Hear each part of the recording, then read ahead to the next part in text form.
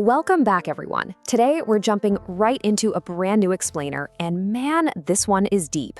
We're looking at the ocean's new song and how it represents this absolutely massive philosophical shift in our relationship with the natural world. Seriously, if you've ever stared out at the sea and felt that sudden kind of weird sense of connection, well, the lore we're unpacking today is going to completely change how you view that feeling.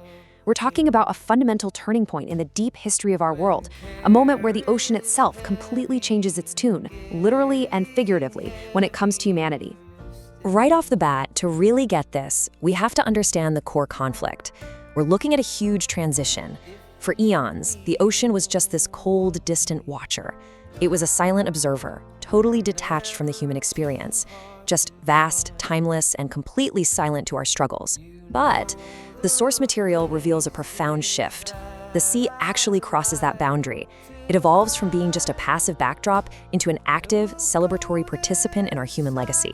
So, let's get right into our first major theme, the ocean's new song. Okay, so the text described this moment as breaking the cold seal, that long era where the ocean was just an unyielding, silent watchman. That seal is shattered. This new song kicks off what's called a new story, or the next wave. And you guys, it's basically a massive celebration.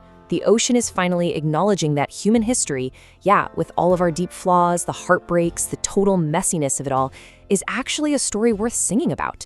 It's literally nature waking up to the true value of the human journey. Which brings us to the next section, validating the human experience. Now, to really grasp the magnitude of this awakening, we have to look backwards. Historically, how did the ocean view us? Well, here's where it gets super fascinating. For a very long time, the ocean actually looked at human suffering, all our chaotic struggles, and labeled it a mistake of life. I mean, think about that for a second. From the perspective of this ancient, perfectly balanced force of nature, all of our pain and our wars just looked like a glitch, a total error in the world's design. It just saw us as a flaw, disrupting the quiet of the deep. But eventually, the ocean has this massive realization. It finally understands that our imperfections and our losses, they aren't glitches at all. They're actually the exact catalysts that make the good stuff possible. Without human difficulties, without pain and loss, we literally wouldn't have the capacity for music or friendship or love or hope. The sea realized that the exact things making our lives so difficult are the very same things making them meaningful. So this new song is an active, booming acknowledgement of that beautiful paradox. So how did we get here? Let's move to our next section, the power of storytelling. This profound realization obviously didn't just happen out of nowhere. There's a very specific chain of events that triggers it, and it's deeply rooted in the library of stories. It all starts with a tangible action, Hina discovering that ancient moon pendant. That single moment unlocks something incredible. It leads directly to witnessing the millions of oceans that are held right there within the library of stories. It's this unbelievable convergence of history and memory that ultimately sparks the emergence of the new song. It goes to show that history isn't just, a dry list of facts. It's a living, breathing library of connected stories. And that brings us to this absolutely beautiful quote. Every story, whenever, must be told again. The song we keep talking about, it is literally the sound of those stories. The text makes it clear that this melody isn't just musical notes. No, it's made up of human laughter, tight hugs, tearful partings, the whole shebang. All those raw, real human experiences blend together into what the lore describes as a wave of light. Basically, the ocean is taking our stories and singing them right back to us, making sure that not a single moment of genuine connection is ever lost. And that leads into our final and maybe most important section, humanity as final guardian.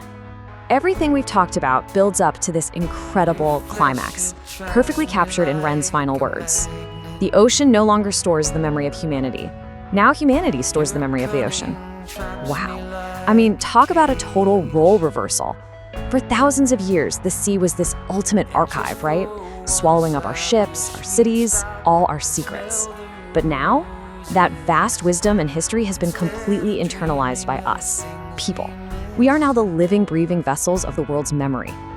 And because we're the new guardians of the world's collective soul, the effects of this next wave are actually rippling through us every single day.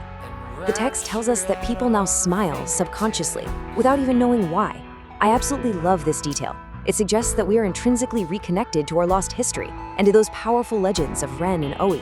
We literally carry the ocean's chorus inside of us now.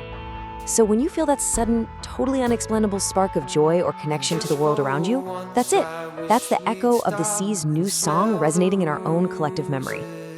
So, as we wrap up this explainer and reflect on this crazy transition, from the ocean as a cold observer to humanity stepping up to guard the world's memories, we really have to look at our own lives. We are the current authors of this ongoing song.